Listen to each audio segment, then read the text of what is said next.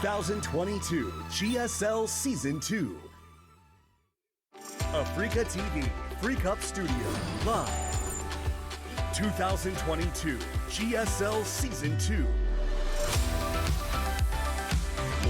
What is up, everybody? Welcome to Season 2 of the GSL Code S.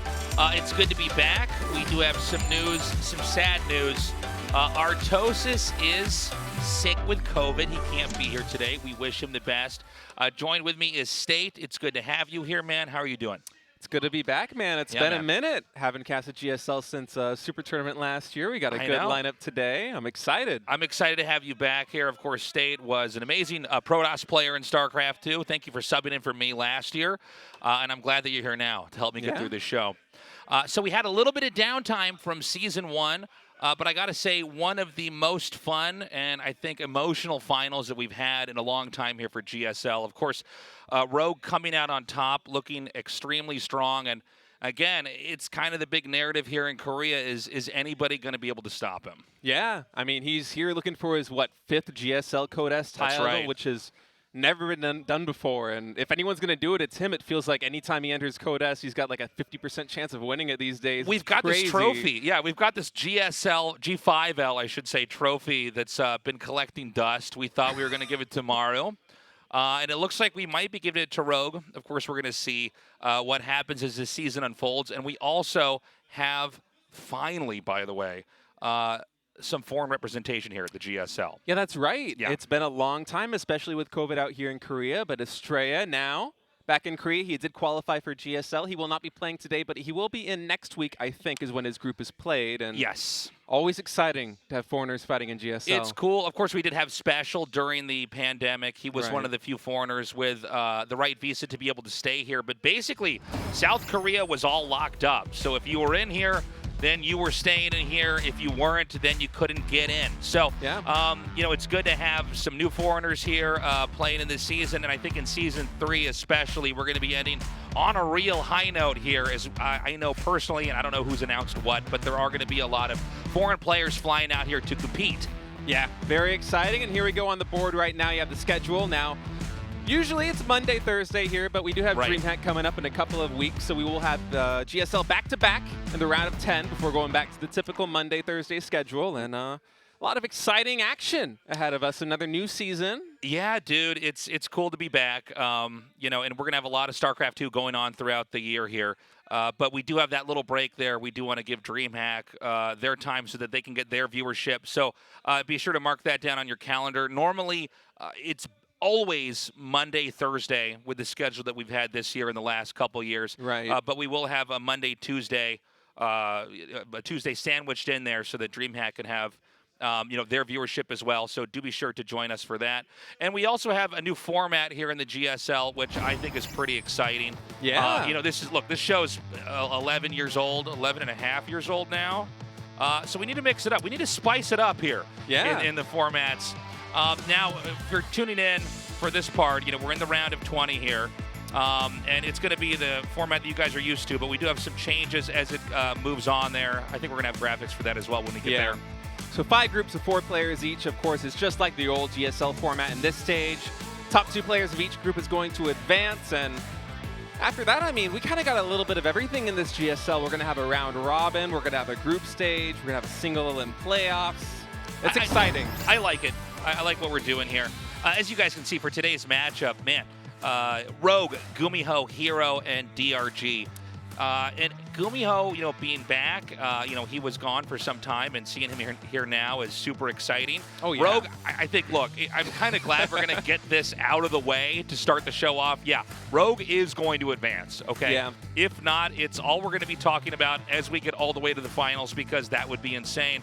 But seeing Hero and DRG, look, DRG has played very well. I think he has not been able to deliver, or I should say compare is probably a better way to put it, to his past performances. Yeah. But it's exciting to see, you know, with a guy, you know, a much older player, that he's still out here and he's killing it. And then with Hero, dude, this guy's an inspiration, I think, for every Protoss player out there. Yeah, he's been back in StarCraft for a year, and he just seems like he's getting better every single season, returning to that old peak Hero form that we loved years and years ago. And there's an argument to be made that he's one of the best Protoss players right now. I mean, maybe first is Trap, but second could very easily be Hero. And talking about best players in the world, Rogue. I mean, see all those ones in the bottom left? Those are championships, baby. It's pretty insane. You know, just what Rogue's been able to do. Again, I am interested as we have more non-Koreans coming back into Korea. You know, how is he going to fare? Obviously, Europe has got a lot of Zergs that are real threats. A lot of good players in general, but of course, Zerg is an extremely strong race as of now. GuMiho, you know, this is a player that, as someone who's not a Terran player, I've always been fascinated by, because he does have a very different approach to the game, and it's interesting because obviously it works. You know, he's a GSL champion.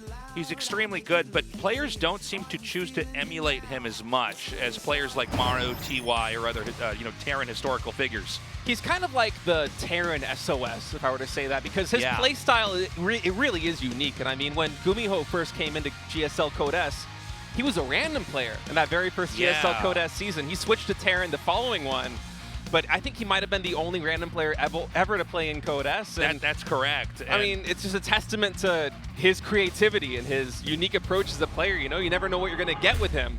We're going to go to Nautilus 2 for map 1. This is Rogue versus GuMiho. Look, GuMiho's a great player, but Rogue, definitely the favorite. It's going to be a best of 3. Let's see what happens as we start our first game in GSL Code S Season 2.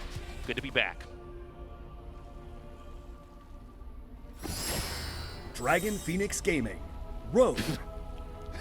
All right. This theme was inspired by children's artwork. We have a very interesting art concept. Yeah, we're mixing it up here. Psystorm Gaming, GuMiho.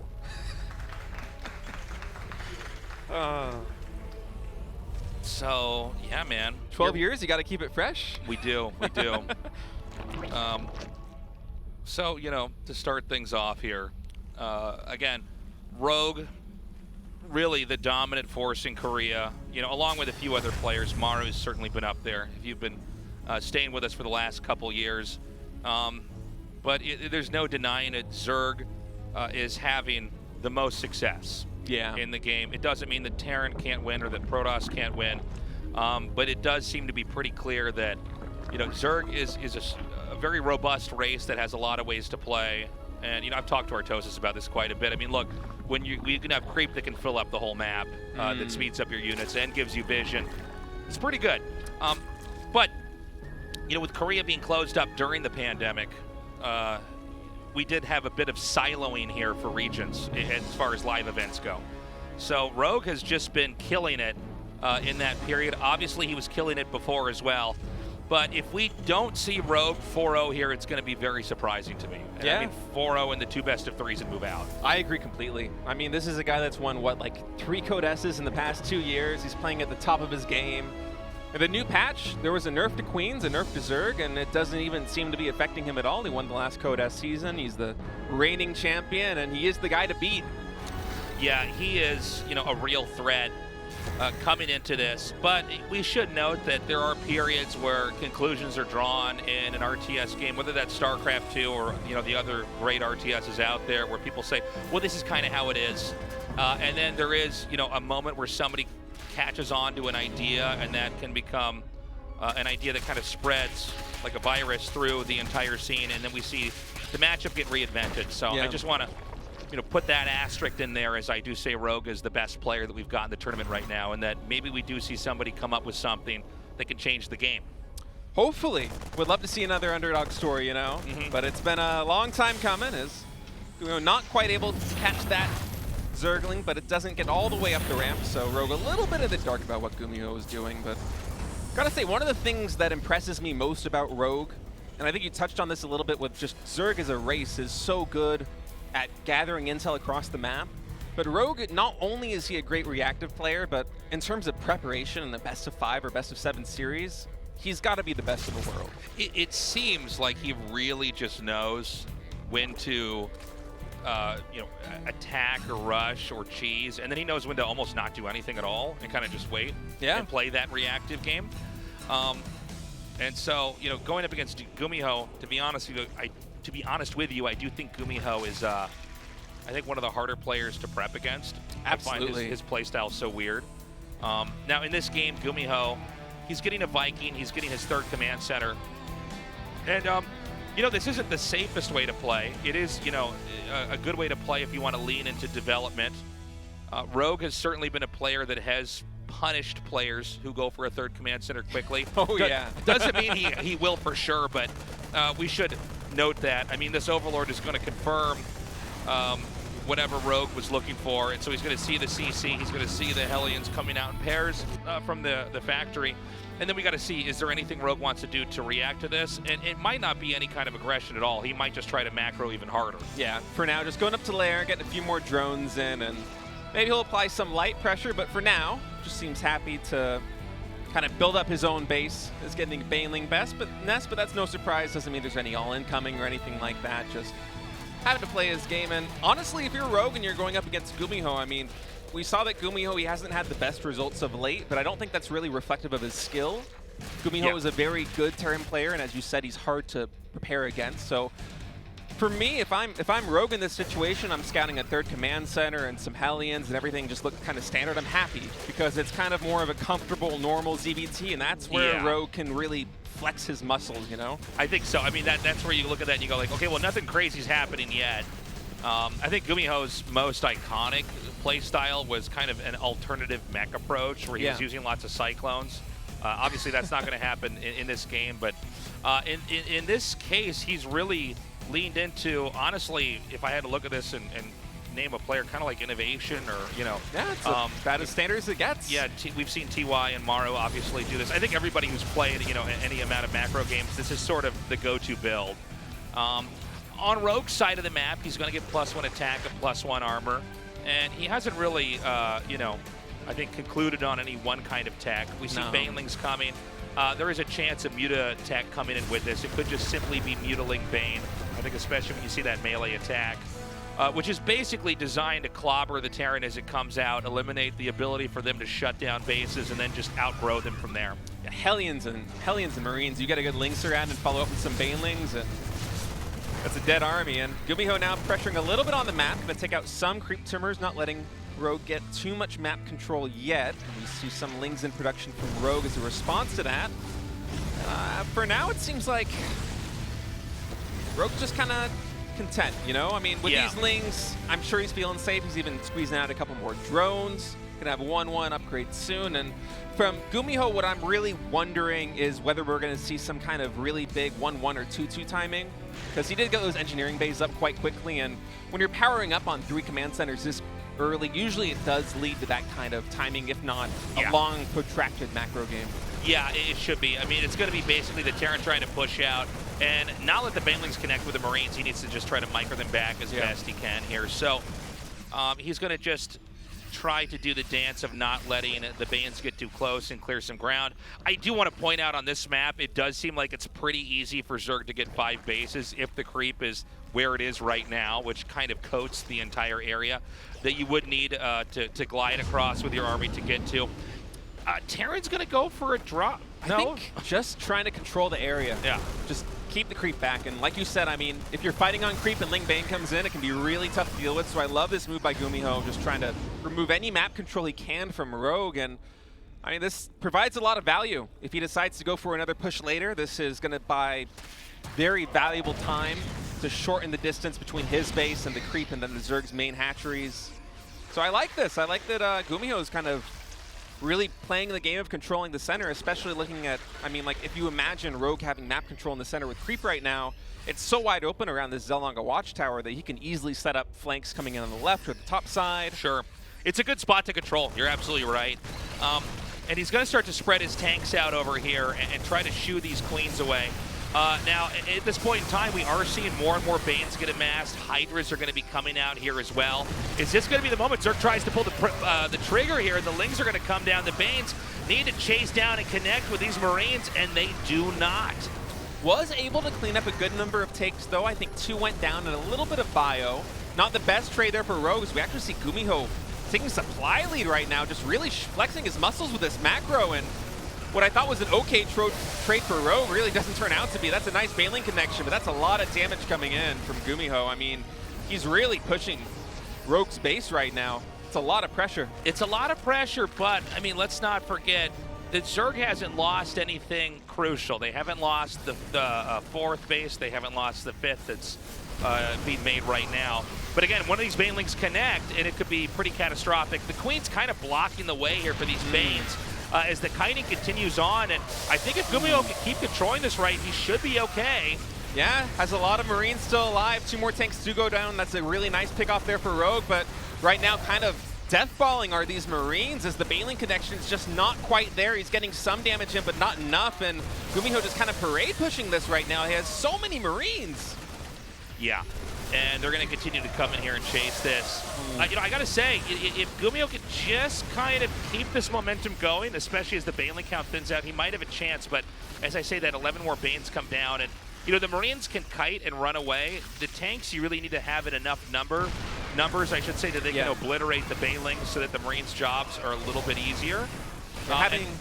Sorry, go ahead. No, you go ahead. I was just going to say, what you were saying, having the tanks there in the front to be able to shell down the Banelings is so critical. So you see Rogue, every time he goes for these engagements, he's not really wiping the floor with GuMiho's army, and he might not be taking the most cost-effective trades.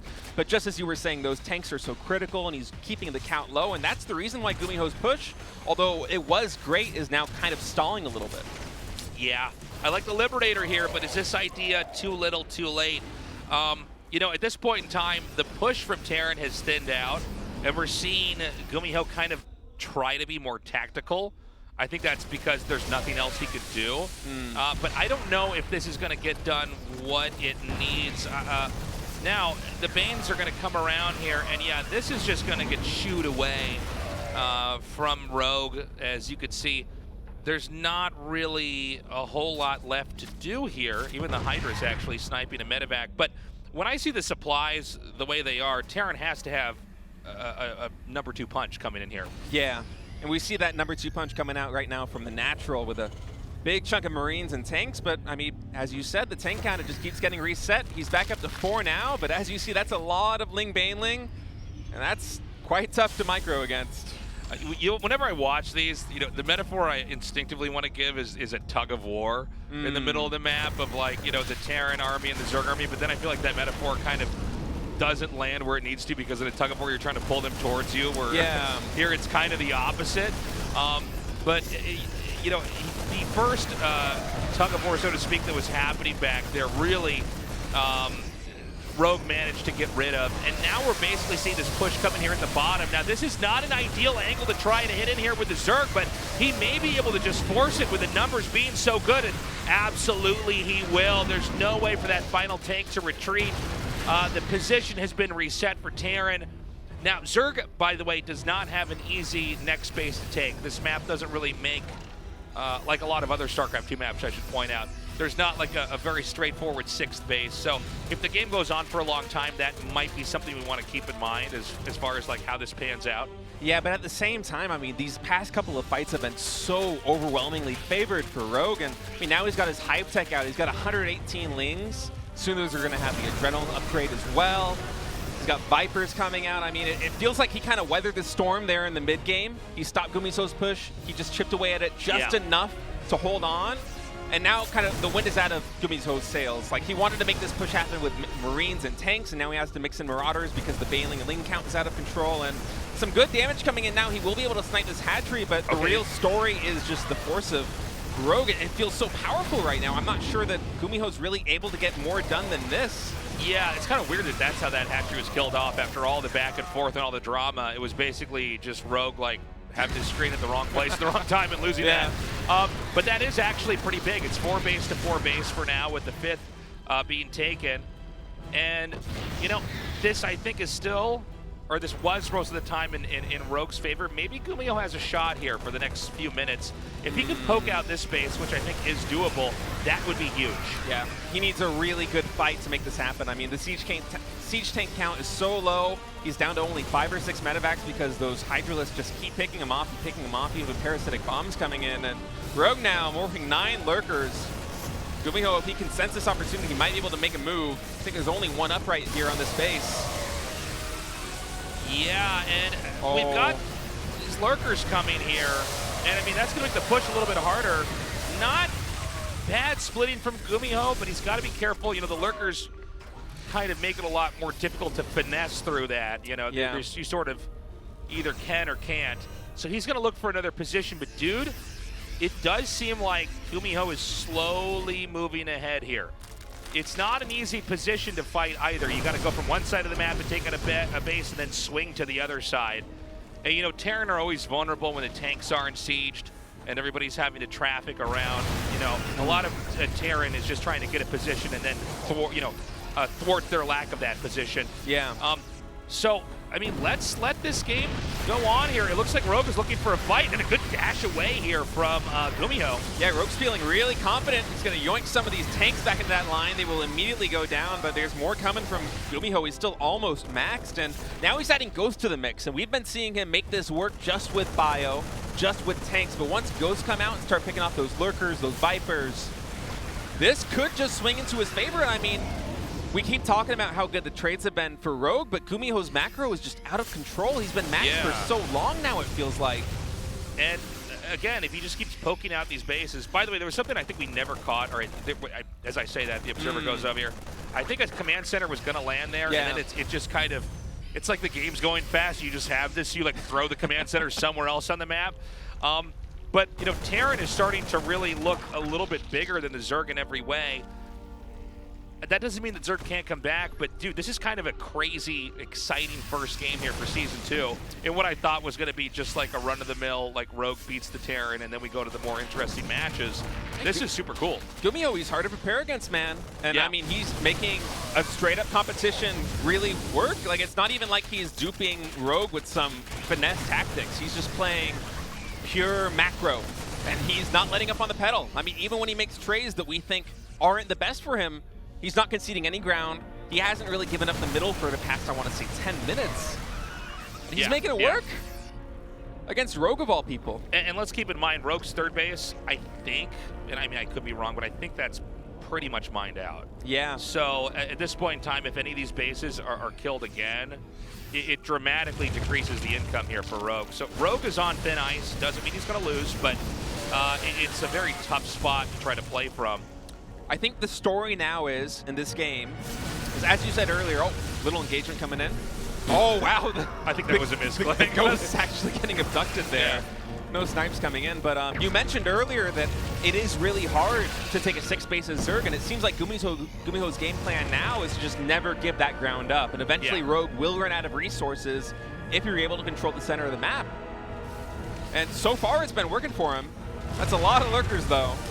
Yeah, the lurkers are funny though, right? Like, they're great when it comes to defending. They're not great at running around the map and killing stuff off, especially when the Terran has as much of the map as he does. So, you know, this is a very, very tough position for Rogue because the lurkers can't both kill all the bases and then defend them at the same time.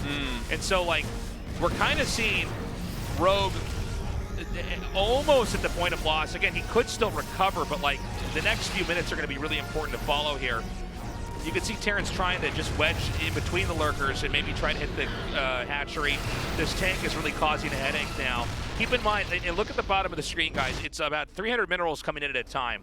Where, you know, GuMiho he's out of touch. He's so rich. Yeah. Okay, like it's insane. He's got a private island and everything, man. It's crazy. I mean, so now any major blunder may just end up with Rogue losing a base and losing the game. Yeah, he has to retain these lurkers. He has to. At least until he gets a 6th base, and we see it on screen now up there in the top left. He is taking it. He's making it work, and I think GuMiho, once he sniffs this out, he's going to be moving over there and trying to shut that down, because if he can't deny that 6th base, this game is won. State, he's making battle cruisers. That's actually a really good move. That's going to be super annoying. Yeah, I mean, what does Rogue have to deal with it? He's maxed on Ling, Bailing, and Lurkers, and none of those units shoot up. Yeah, no, that's like a really cost-efficient way to do this. Now look, Terran loses a base, and yes, that is important. Terran has to be mining as well, but I don't think that the strain is going to be the same as it is here for the Zerg for just a little bit. But if Terran, okay, hold on, he needs to pick this up. He cannot lose these ghosts. Damn. I think only one of them goes down. Really nice pickup there by GuMiho, who actually saw him sniping some banelings. It's not something you see every day. And Rogue is going to retain this base, but as you said, I mean, GuMiho, he does lose one command center, but he has that bank down to about 1,500 resources now. Oh, there's so many snipes coming in. Yeah, this is pretty cool. Yeah, that's a lot of ghosts. He's got to be careful with these. Are there no more tanks? I think he has them just slightly off screen, if I'm not mistaken. Is it that in the middle still? I think saw so. something there earlier. I'm just wondering because like this isn't exactly the composition you see every day. Yeah. I mean, ghosts in the end game are just, in my opinion, straight up the best unit. It's so crazy. strong, you know. And once you're able to get that snipe, there's just not a whole lot you could do. And looky here. Yeah. How do you deal with this? And in this game, really, Rogue elected to have like this ground army. And the fact that now he's pulled away and he's just going to use this to hit these lurkers is pretty cool. Like one parasitic bomb on one battle cruiser it's a feels bad man right there, man. It's not ideal. Yeah, it really is an insult to that ability, isn't it? By the way, Terran does have bases in the bottom left and the top right, but SCVs are not mining from that yet. The income is still far superior, though. For GuMiho, when compared to Rogue, although I'm worried that, you know, the fun unit composition that we saw there, we're kind of seeing why it's not always used as much. Rogue's starting to fight back a little bit, but that being said, his supplies at 130. Yeah. I think GuMiho can kind of, no matter how you cut it, force the end of this game. Absolutely. Which is going to be, honestly, a pretty high and exciting note to end the first game of Season 2 of GSL. Yeah, GuMiho just with a masterclass. He controlled the middle the entire game, retained all of his ghosts, and just played the long macro game against Rogue of all people, and he makes it work. The Ghost Gamer. Look at this. It was something else. I can't believe that ended the way it did. To be honest with you guys, I was kind of in denial even when GuMiho was winning, when I'm like, yeah, well, you know, I've been hurt before thinking that Rogue's going to lose. Damn, dude.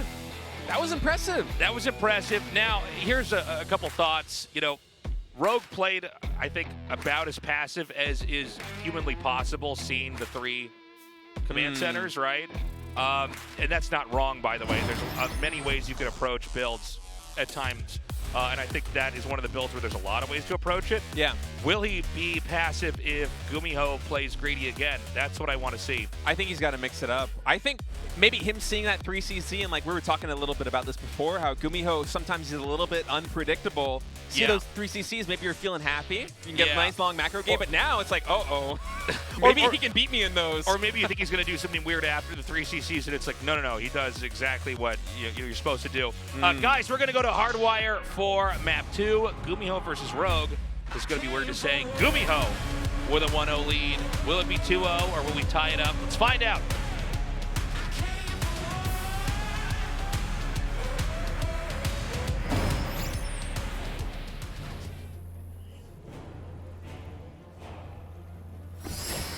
Dragon Phoenix Gaming, Rogue.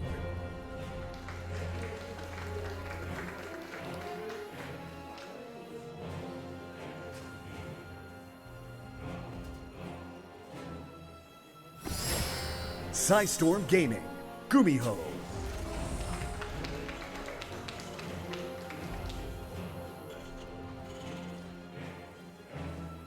Interested in seeing what GuMiho pulls out of his hat this time. And is this He's checking for the proxies. Yeah. We've seen this, I think, especially against Rogue. And like, I don't have the numbers in front of me, guys, but I feel like out of all the games I've casted, a lot of times when people beat Rogue in a game, almost always in game 2, they proxy racks to try to like just, you know, get me on into the next group. And so it's not surprising to see Rogue, you know, comb the map and just see, okay, are there any barracks out here? And there's not. No, GuMiho just kind of playing straight up again. We'll see if he decides to go for another 3CC tactic, but I mean, oh, look at this. Oh, welcome. Creator is Artosis' theoretical GSL champ. Artosis with his theoretical victories. Good to have an audience again. Welcome those of you, whether you guys are residing in Korea or visiting. It's so cool to have people back in here. Yeah, a lot of foreigners coming out today, too. Yeah, it's a pleasure to see. it's a nice change, man. We had 2 years of still doing the show. I mean, the show never stopped, but just this like empty, weird studio, and it's dark, and like we'd cast these hype matches, and then it would just like we'd end the show, and it's just all the lights turn off. It's like quiet and weird. And it's like, all right, no applause. No applause. Yeah, the player's like, yay, and he just takes the trophy and he goes to the back room, and we're like, okay. So this is fun to have people back here. Yeah. Guys, for those of you at home, studio is open. I think we have a cap on how many chairs we can, or how many seats we can have. It's two tickets, maybe. I'm not sure exactly how it works. Not for this. I think we just have. I actually should have checked with production, but I think we can't have it to full capacity. So if you're going to come, just come down early. But yeah, anyways, I mean, it's just great to have people down here in Seoul at last, especially with the country opening up and everything. Yeah. So, you know, let's see in this game what GuMiho wants to do, unless Rogue's going to really start to tell the story first. Yeah, he's going for a Stargate with a tech lab, so I wonder if he's going to abandon that after the Ling scouts it. Yeah, that's what I was thinking. I mean, Rogue was not really able to get the full scout until he came in with the Overlord in the last game to see the 3CC, but still going to go for it. I mean, this could be one of those like double mind games where Rogue might think he might, you know, switch it up after getting scouted. Yeah, it's just like, nope. If you had this where you get scouted like 4 times, you would change your build so many times, it's inefficient no matter what you do. I used to play Protoss, man. I remember like I would play like PVT, like I'm building a Dark Shrine. I get scanned, so I cancel it, and as soon as the scan expires, I place it down. I've done exactly that. I know exactly what you're talking about. The mind games. Yeah. Love it. And then you find out your player is so bad it wouldn't have mattered either way what you did. He actually made turrets like 2 minutes ago. Yeah. And you're like trying to outsmart him, but instead you're just losing money canceling stuff and remaking it. Yeah. So we'll be Cloak Banshee coming from GuMiho, and this is something GuMiho has been a fan of for, it feels like his whole career. I remember this guy going Cloak Banshee back in like 2011 and TVZ and TVP, man. One of the OGs. Yeah, he did that a lot, and not surprised to see him doing it here now. So this is pretty cavalier here, just putting the command center right on the low ground. Yeah, kind of treating the Banshee like an Oracle would in the PVZ, where you just use that to secure the space. I like that comparison. I think that's a very good point, just, you know, knowing that Lings can't come in here and rush this down. So he's looking for, you know, a drone he can get. Looks like he does find one. Oh, he kind of hiccuped the shot there, so one drone's going to get just damaged. So the layer's coming in, the Baneling's nest is coming down. This isn't the exact same build from game 1, but it's not that different either. I mean, in this game, he has a Banshee that's going to roam. But essentially, Terran is just taking 3 bases right away. We have 2 E-bays coming down. I mean, I don't think you have to be a rocket scientist to figure out this build. It's just going to be mass infantry, you know, probably tanks and you know, pushes like that coming out. So it's really going to be up to Rogue to handle at least the early to mid game, handle something like what was in game 1. Yeah. Feels like it's kind of just a different road of getting to the same place there for GuMiho, but on Hardwire, it can be a little bit more difficult to make that work because there's more lanes on this map compared to the previous one. And I mean, even seeing the creep spread, it's tougher to control all those different locations. It takes a lot of army movement, a lot of scans, and GuMiho might not be able to play the exact same game where he just kind of contains Rogue on 5 bases. And actually a nice pickoff here by Rogue, catching GuMiho a little bit unawares. I mean, anytime you can pick off Marines and delay that snowball effect for Terran a little bit, helps a lot. Yeah, it might not look like much when you kill a Marine here or there, but it is going to thin out that army later on. Raven and 2 Banshees coming up here. They're going to have to turn around immediately. I think a lot of this might be to control the creep spread, because like we were talking about, it is more difficult to control it on a map like this with so much more space and lanes, and that's a nice adjustment there by GuMiho. I like it. And let's also keep in mind, this is a map where like Zerg is going to get more of their bases more easily. Yeah. You are far away, and there's a lot of just bases kind of given to you. There's a lot of bases on this map in general. Going Spire as well, too, so he's really gunning to shut down those Banshees. Yeah, and is he going to go Mass Muta here? I don't know how many we're going to see, but certainly enough to control the air, because he does not want those Banshees and Raven roaming around and controlling his creep spread, because already, I mean, it hasn't really progressed in the last minute and a half, and Yeah. That's kind of the golden time for Zerg to get their creep spread going before the Terran's really pushing out, you know? Well, also, I mean, if you're going to go mass Ling Muta Bane, you usually can, if you get the right angles, just crush the army. Oh, yeah. And I do think that he let... Oh, that was a sick play. Forced the cancel on the command center. Yeah, luckily, it was just a little bit in production. Didn't lose too much worker time on that, so able to start it up just again. And GuMiho, it seems like he might be aware that mutas are going to be the switchers. He's moving back with his air units. Not sure if it was a scan or he just scatted it or just has that kind of star sense right now, seeing Rogue on just Ling Bane for so long. And there are the mutas. I think we got maybe 11 out for Rogue right now, and he's going to look to get some damage done. Yeah, he has you know, a turret at each base. I guess not one at his third, but the other bases he has just like, you know, one. So we're going to see how much that actually drives them out. And I think he realizes there's a bit of a sweet spot over here at the third where there aren't Marines and there are just SCVs. So he's going to get a decent amount of kills here. I don't see GuMiho scrambling to get back here as fast as he probably should. Yeah. That's a nice pickoff there. I mean, not having that missile turret cost him a couple of SCVs. Even going to get another one on this command center as GuMiho is kind of scrambling to shut this down. And we are seeing a few more mutas added. And GuMiho actually with some nice counter damage. I guess he kind of feels like he needs to trade out these Banshees eventually anyway. Yeah, I mean, if you could bring the mutas back home, or like force them to bring the mutas back home is what I'm trying to say. Yeah. Then they're not going to be getting damage over here, and then they can cloak. And so, you know, you're just making them come back home and defend. Eventually, we are going to have that push. I think this is just to try to catch the mutas as they're en route. Ooh. Nice. Not quite able to engage off that, but could have been good. And it's a little bit premature, it looks like. I think he's going to try to go underneath this base here on the low ground. And, you know, this could be pretty good. Yeah. Rogue's going for a counterattack, though. Yeah, let's see what actually is here. You know what? This might work. This is a lot, but it's not an insane amount here for Zerg. You know, whereas I feel like the Terran is really able to generate an actual major threat. I think you're right. I mean, yeah, the mutas and Lings are gonna be killed off eventually. Maybe not. How many mutas are actually in here? I want to say about maybe 12 or 13, but I mean, the story right now is this third or fourth base here for Rogue. It's just going to get taken down right now, and this is a really strong position for GuMiho. I mean, sure, yeah, Rogue is getting some economic damage done. GuMiho only mining on 2 bases, but here we go. Lings and Banelings coming in right now. GuMiho with a really nice spread, able to divert a lot of this damage, but I mean, Rogue just has so much. Yeah, I think that Rogue really had like some pretty smart decisions here. I thought that push was going to do more than it was, but he really seemed to know exactly what hand he was dealt this game. And you know, the thing is, Zerg took a lot of damage, but Zerg still has a wrecking ball here with these Mutalisks. He's going to take on this command center. The SCV count is actually pretty good, 59 to 62. Yeah, it's not bad. Okay. You know what?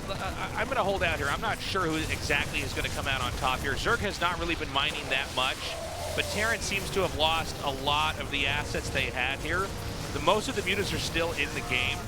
We're going to have a lot of transfusions come down here. Finally, these Marines are going to be killed off. But I think as we see the dust settle on both sides, I think that the Zerg actually has a lot more to fight with. Yeah. I just see Marines walking around. And on top of that, Rogue, I mean, with four hatcheries, is just able to drone back up. I mean, that worker lead was pretty much even before, and now he's all the way back up to 70 drones. And I mean, that's what having that kind of standing army gives you. It gives you breathing room to re-drone back up, and one Thor and a bunch of Marines are probably not going to cut it. Yeah, the Thor's going to be good against the Mutalisks, but I think Banelings are going to be a bigger problem here. Yeah, especially on the creep. We'll see, though. Rogue right now, navigating on the left side with his mutas, going to try and find some more damage, and GuMiho at the same time going for a drop. We'll see what these mutas are able to do. Oh, man. Yeah, not able to repair that quite as much. That's the Thor, 20 mutas. Yeah, the Thor comes here, and he can swing that Thor around and try to chase these, you know, mutas away. Looks like it's coming a little bit too late here. That second geyser might end up burning down.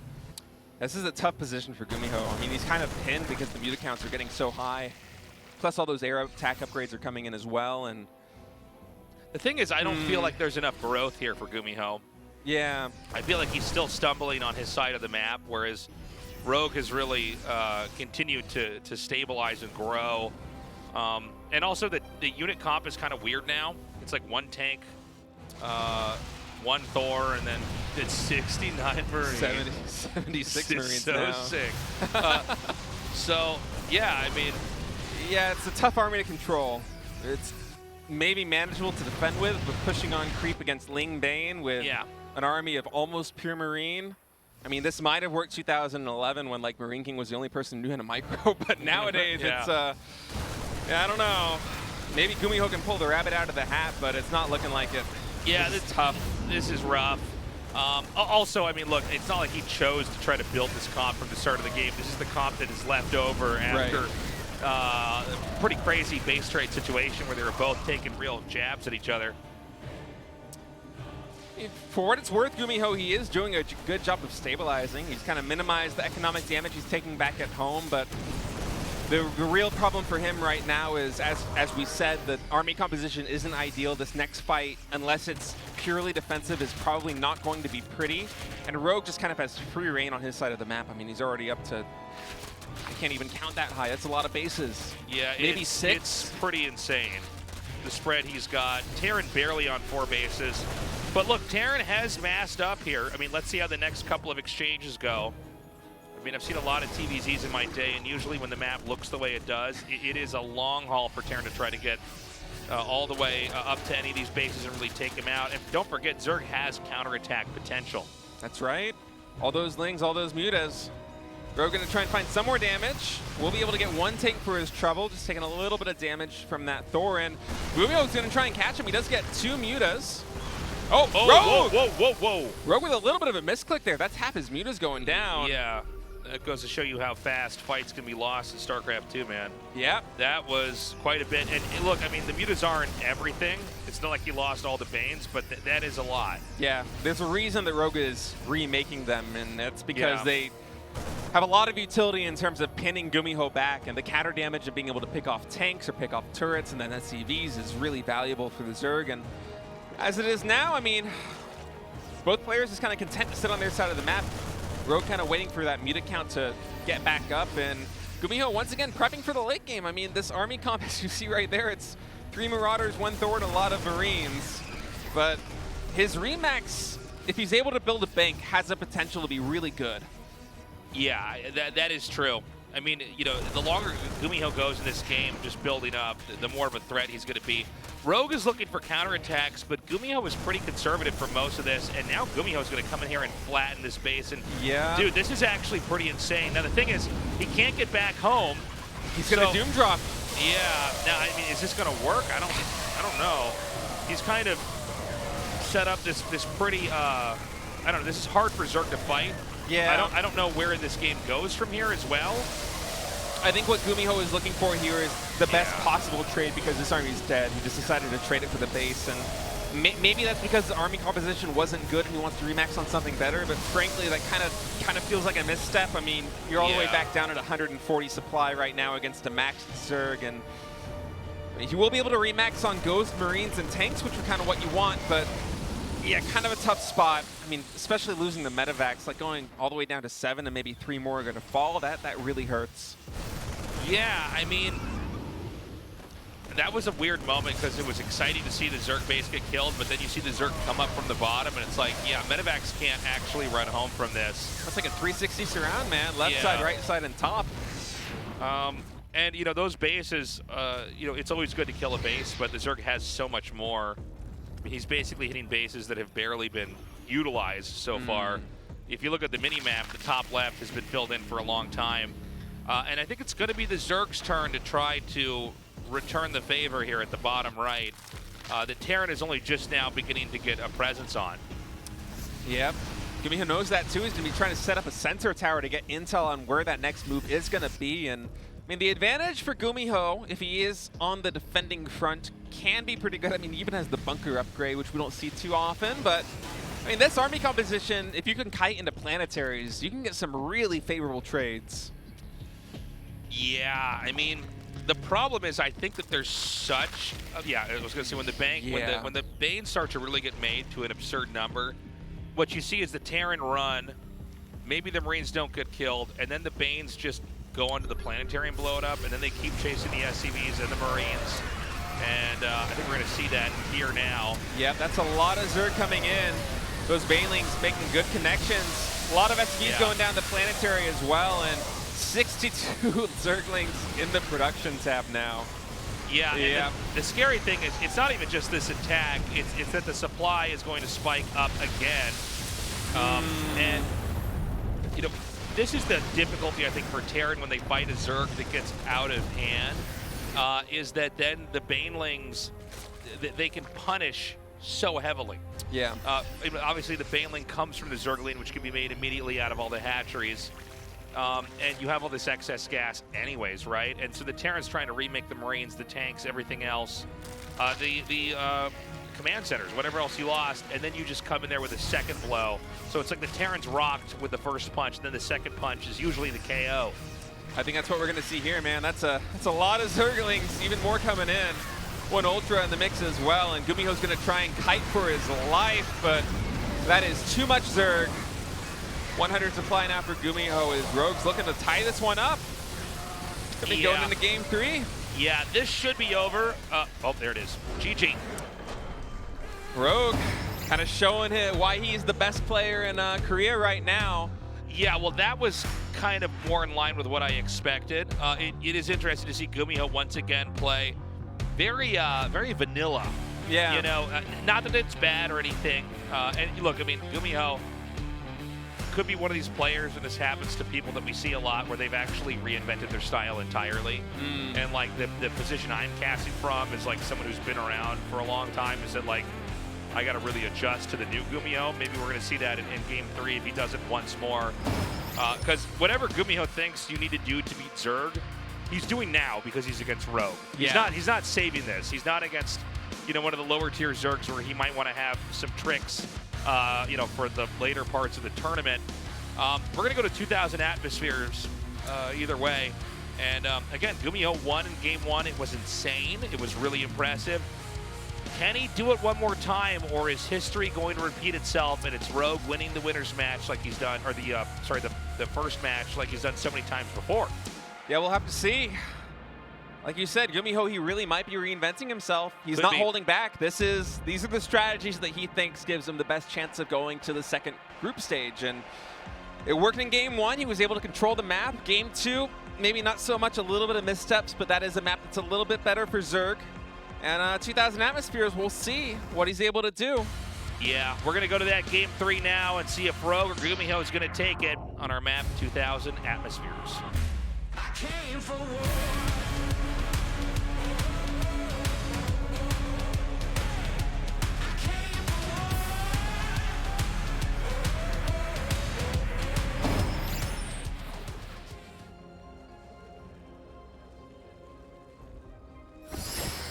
Dragon Phoenix Gaming, Rogue.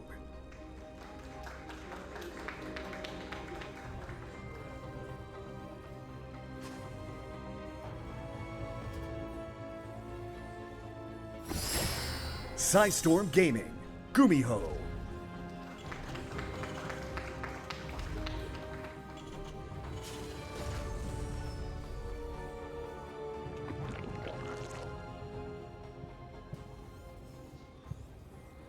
Okay. There is that a drone scout? Bob? Yeah. Okay, but is he going to actually go? Okay, he is. I thought for a second he was going all the way across the map. I thought we were going to see something crazy.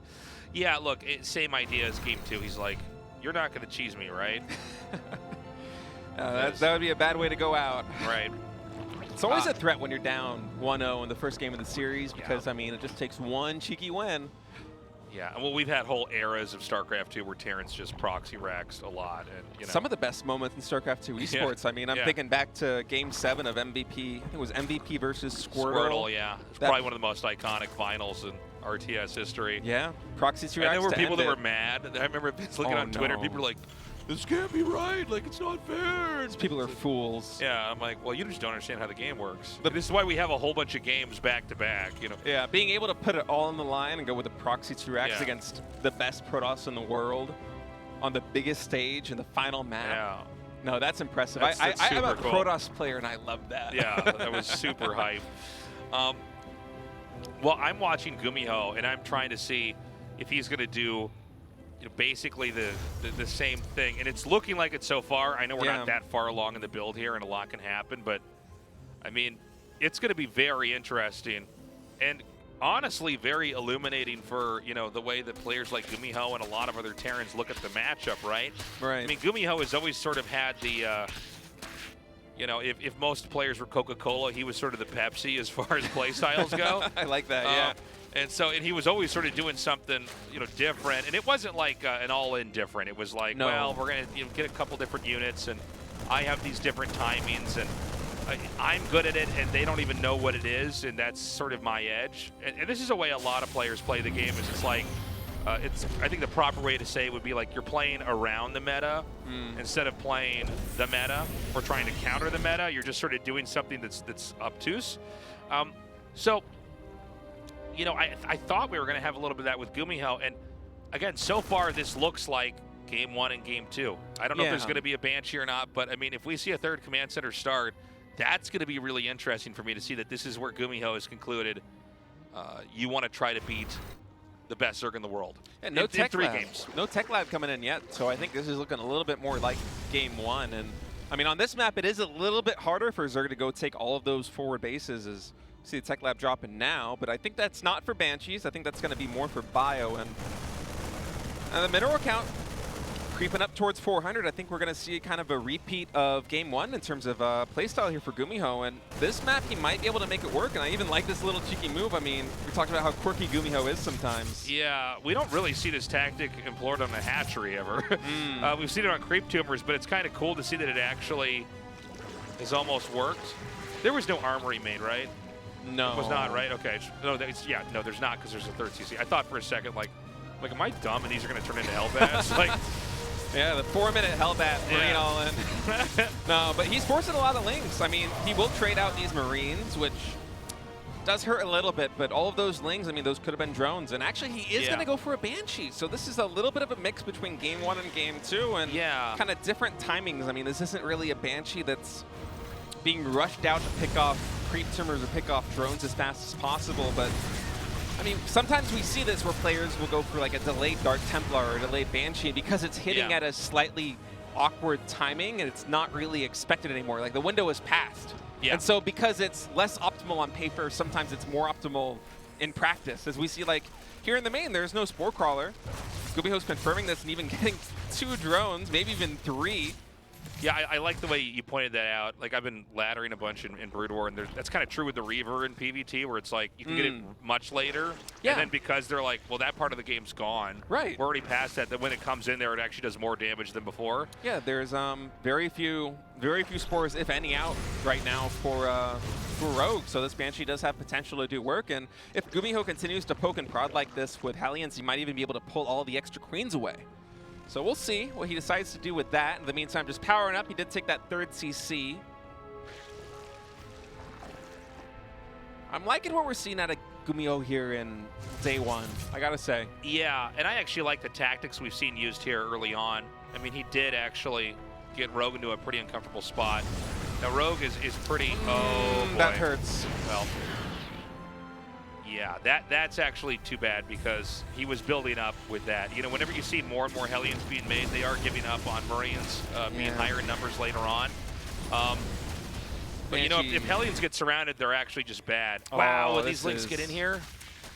Yeah, I think they're falling apart a little bit. I mean, this is by no means game ending, but losing those Hellions, you lose a lot of tempo and map control, and then Rogue even saw the Banshee, so that's not going to catch him unawares anymore. And yeah. Going to see another Spire coming out for Rogue, so looking a little bit like Game 2. And GuMiho losing that tempo makes me a little bit concerned about how this mid-game is going to go if Rogue decides to really commit to some kind of timing with Lings and Banes, because I mean, the creep spread's not really contestable right now, you know? Yeah. Yeah, that's a bigger issue, I think, than anything else is these 3 base builds. And what I liked about this 3 base build specifically was that Hellions were roaming and it was kind of keeping the Zerg tamed on this side of the map, and then when those Lings came in there and surrounded those Hellions, now the creep is just going straight towards the Terran. Yeah. And the problem with that is that it's hard to have a good surface area to take fights on when the creep's that far. Terran can always push out, scan, and kill creep right away, but if it's like several, and this is kind of an ugly way to measure it, but like several screens worth of creep before you get to the base, then it's like, well, Zerg's going to find an opportunity to take a better fight somewhere in between point A and point B. Yeah. And before Terran gets to, you know, that point where they start to act. Yeah, this hurts. Yeah. A lot of mechanical errors here from GuMiho. Like that was a right click and not an A click. I mean, he was playing really well there at the beginning, and then I feel like maybe getting caught kind of with his pants down, not looking at those Hellions, just getting this around really took the wind out of his sails, because you saw him kind of scrambling to try and resolve that situation, and then suddenly there's Lings in the main, he's losing some Marines at the front of his base, his Banshee's getting spotted, and that's the kind of thing that can be a little bit, I don't want to say tilting, but it can kind of put you on edge and lose a lot of confidence in your game plan. And go another CC gonna get canceled here. No, actually saving it. Rogue not really wanting to trade all of those Lings out. I think he could have gone that if he full committed, but you know, gonna be able to save that for now. Nice little silver lining, but this is looking scary. Yeah, this is pretty bad here. And again, you know, that expanding in a brazen way like that, it looks like it's not going to be punished this time, but you got to be careful for that as well, right? Turret's coming down here into the main, and this is going to be too late. The mutas are going to come in here, and again, you know, it's bad that Terran's going to lose SCVs, and obviously the Terran doesn't die here. The Marines chase it away, but the bigger issue is that Terran hasn't punished the Zerg for growing. Yeah, it's all tempo. Yeah, and as I say that, there is a small amount of Marines coming down here. We don't have it on camera, and I don't. Okay, there we go. Yeah. It's a nice little push there by GuMiho. I like the idea, especially here with Widow Mines trying to hold down the fort in the main base, but he's going to have to pick up, because that's a lot of Ling Bane there defending back at home, and Rogue might set his eyes on that now if he's not able to get too many add-ons. I mean, if he's able to pick off those medevacs even, quite going to get him. And, I mean, look, if we can just rewind all the way to the beginning where it was game one, and, you know, GuMiho kind of miraculously won that game. A lot of that, I think, came down to this weird moment where there was suddenly a drop over at the new hatchery on the 9 o'clock position, and he just killed it. And it was like nothing we said really led up to that moment. It just kind of happened. Yeah. And Rogue wasn't ready, and that's what started it. In this game, we're having nothing like that, and we're just sort of seeing GuMiho get beat up on. And a lot of this, weirdly as it sounds, goes back to those Hellions being surrounded, and then the infantry getting surrounded early on. And then the mutas coming in here and hitting the turrets, and it's like what we're watching right now is GuMiho try to put out fires. Yeah. And he's supposed to be, you know, pounding the Zerg. Right. And there's just no moment where that's coming here. This game could end shortly here. I know the supplies are very high, but basically there's a Hail Mary play coming out right now. Yep. And this is going to be do or die, now or never. It's a lot of bio. It's a lot of Marines and Marauders. There's a lot of micro potential here, and we'll see. He's going to set up some Widow Mines. Needs really good connections on the Banelings. Not quite able to get them, and a lot of the bio already being shedded down. We have even more Zerglings in production. 17 Banelings coming in, and I mean, GuMiho with these reinforcements might be able to make something happen, but it's just it's so tight. He really needs like a perfect fight to be able to win this, and I think he knows that too. That's why he's kind of posturing back a little bit now. Yeah, this is actually a pretty good engage here for the Zerg, to be honest. Those Marines are actually not that strong right now. It's going to be Banelings that are going to be the closer here. You know, it's going to just engulf the army. It's one of these, like, for the Terran, it's like the floor is lava situations where you can't land anywhere without being killed. Yeah, this is not looking good for GuMiho. I mean, the supplies don't really tell the full story, because this is kind of an undignified army of mostly Marines and Marauders and Medevacs, which is not going to contest all these Lings, all these Banelings, all these mutas. I would not be shocked if Terran taps out here. Yeah. I mean, this is, you know, we're just seeing kind of everything fall apart. The Zerg has so much money. I mean, it's just going to be more Lings, mutas, and eventually Banelings. Yeah, that's got to be it. There it is, GG. Okay, Rogue reasserts his dominance. A glimmer of hope for GuMiho, but this is not a best of one. And Rogue comes through with a commanding performance in that best of three. and reminds everybody of why he won the last season of GSL and why he very may well win this one as well.